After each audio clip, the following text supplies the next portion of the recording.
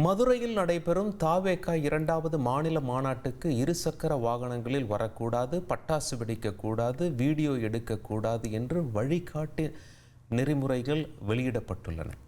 இது குறித்து பொதுமக்கள் தெரிவித்த கருத்துக்களை பார்க்கலாம். டூ வீலரில் வரக்கூடாதுன்னு சொல்லுதாங்க. அப்போது மற்ற மிடில் கிளாஸ்லாம் எப்படி வருவாங்க? வீடியோ எடுக்கக்கூடாதுன்னு சொல்லுதாங்க. இவங்க ரிப்போர்ட்டரை வீடியோ எடுக்கக்கூடாதுன்னு சொல்ல முடியுமா?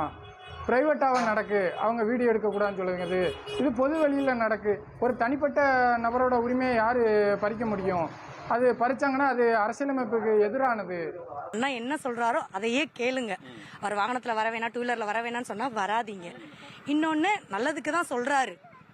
ஏன்னா நீங்க நிறைய நடந்துச்சு. ஸோ அந்த மாதிரி நடக்காம இருக்கணும்னா அண்ணா சொல்றதை கேளுங்க. இப்போ டூ வீலர் வரக்கூடாது, ஏன்னா டிராஃபிக் ஆகும். இப்போ கார் ஏற்கனவே டிராஃபிக் அதிகமா இருக்கும் அப்படின்றதுனால தான் மாநாடு வந்து தள்ளி 25ஆம் தேதின்றதை மாத்தி வச்சிருக்காங்க. இப்போ என்னன்னா ரசிகர்கள் என்னை பொறுத்தளவு கரெக்டா ஃபாலோ பண்ணி வாங்க, எல்லாமே நன்மைக்கு தான்.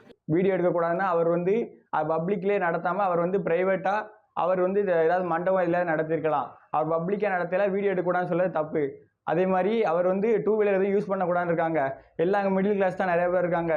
எல்லாரும் கார்லேயே வர முடியும். அதனால இது வந்து கண்டிக்கத்தக்கது. உங்கள் தந்திவன் தொலைக்காட்சியில் தெனாலிராமன் தினமும் மாலை 6 மணிக்கு காண தவறாதீர்கள்.